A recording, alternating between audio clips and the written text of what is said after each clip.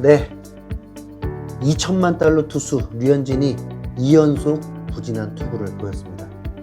메이저리그 8년차에 39단을 상대하면서 가장 성적이 좋은 워싱턴을 만났는데도 불구하고 망했습니다. 스트라스버거 맞대결을 해도 승리했던 류현진이었고, 월드시리즈 우승팀이라고 하지만 핵심 타자였던 랜돈도 없고 소토도 없었던 워싱턴인데, 류현진이 이 팀을 상대로 4.1이닝 동안 93개를 던진 것도 모자라서 5실점을 해버렸습니다. 류현진은 1, 2회를 체인지업과 컵페스트볼 위주의 볼 배합으로 힘겹게 무실점으로 막아냈지만, 워싱턴 타자들에게 변화구가 눈에 익으면서 3회부터는 뛰지 못했습니다. 류현진은 3회 초에 이튼과 카스트로에게 체인지업을 공략당해서 2사 1-3루 위기에 몰렸고, 후속 타자인 스즈키에게 슬라이더를 던졌다가 우중간을 가르는 싹쓸이 2루타를 맞았습니다. 그냥 이제 일본 이름만 들어도 치가 떨리네요. 참고로 워싱턴 스즈키는 미국인입니다. 류현진은 4회 초에 1사 1루에서 테일러에게 체인지업을 통타당해서 2점짜리 우중간 홈런을 혼납했습니다. 그렇게 실점은 계속 늘어나고 5회 역시 힘겨웠습니다. 류현진은 카스트로와 카브레라에게 연속 2루타를 맞고 또 1점을 내줬습니다. 그렇게 강판당했죠. 아쉽게도 류현진 때문에 팀은 4대6으로 패배하고 말았고 5할 승률도 깨지게 되었습니다. 팬들은 아마 먹튀라고 난리가 났겠죠. 이 영상을 시청하신 분들도 그렇게 생각하시나요? 프로의 세계는 결과를 놓고 말해야 하는 거지만, 여러분, 지금 이 상황은 매우 이례적인 경우임을 우리 인정하고 갑시다. 이 경기를 통해서 류현진에게 실망을 해야 하는 건지 걱정을 해야 하는 건지 애매하긴 합니다. 자, 여러분, 류현진은 우선 파이어볼러가 아닙니다. 그리고 메이저리그는 파이어볼러도 가운데다 밀어 넣었다가는 두들겨 맞습니다. 그래서 류현진은 입버릇처럼 구속보다 제구력이 중요하다고 말하고 있습니다. 류현진이 메이저리그에서 가장 부진했던 시즌은 어깨 수술과 재활 후에 복귀했던 시즌입니다. 당시 류현진은 완벽한 컨디션이 아니었고 구속이 90마일이 채 나오지도 않았습니다. 그럼에도 4점대 방어율을 찍었죠. 재활 단계였습니다. 그리고 점점 회복되고 그 이후에 2시즌 동안 엄청난 활약을 했습니다. 류현진이 구속보다 제구력이 중요하다는 말 안에는 구속은 130km만 나와도 된다는 그런 뜻은 아닙니다. 본인이 가지고 있는 100% 능력에 제구가 되면 충분히 메이저리그에서도 통한다는 뜻인 거죠. 류현진이 가진 100%는 무엇입니까? 평균 페스트볼 구속은 92마일, 맘먹고 던지면 94마일이 나오고, 그의 공이 무브먼트도 살아있고, 그에 따라 체인지업과 커브도 더욱 날카롭습니다. 이 모든 구질이 살아있으면서 제구가 되면 메이저리그라 해도 통할 수 있다고 생각한 것입니다. 그런데 이날 류현진은 어땠나요? 이런 완벽한 컨디션임에도 불구하고 두들겨 맞았나요? 전혀 그렇지 않습니다. 류현진은 개막했을 때 평균 페스트볼 구속보다 더 떨어진 88마일을 기록했습니다. 그러니까 142km. 이 정도면 크보에서도 두들겨 맞습니다.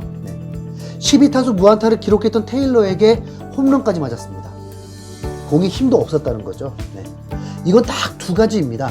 류현진이 몸에 부상이 있거나 아니면 경기를 할 만큼 컨디션이 올라오지 않은 것입니다. 부상이라. 류현진 공공연히 말했습니다. 몸 상태가 좋다고 말이죠. 몸 상태는 아무 문제가 없다고 했습니다.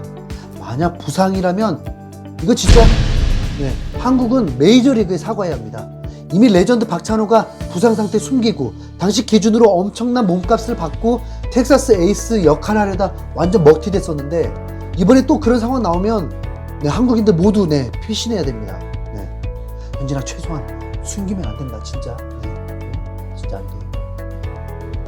우선 류현진이 부상은 아니라고 했습니다. 그럼 지금 상황은 두 번째 경우가 맞을 것입니다. 구속이 안 나와요. 구속이. 템파베이와의 개막전에서 류현진은 3회까지 얼마나 좋았습니까? 김선우 위원도 몸을 잘 만든 것 같다고까지 했습니다. 아마도 류현진은 당시 전력 투구를 한 것 같습니다. 하지만 몇 개월을 쉬다가 재개 소식 듣고 갑자기 준비하면서 최상의 컨디션을 바랄 수는 없었겠죠. 우린 인정해야 합니다. 류현진이 슈어저, 콜처럼 스태미너가 그렇게 좋은 건 아닙니다. 뭐 거의 그들은 뭐 괴물 같은 네. 본인의 루틴에 맞게 차근차근 준비해서 100%의 몸 상태가 되도록 끌어올리는 그런 스타일입니다. 그런데 류현진에게 닥친 상황이 어떻게 됐나요? 류현진의 계기가 아니죠. 미국에서 갑자기 심각한 상황들이 생기고 결혼한 데다 이쁜 딸까지 얻게 됐는데 자신이 지켜야 할 가족과 함께하기 어렵고 심리적으로 매우 어려운 상황에 직면했습니다.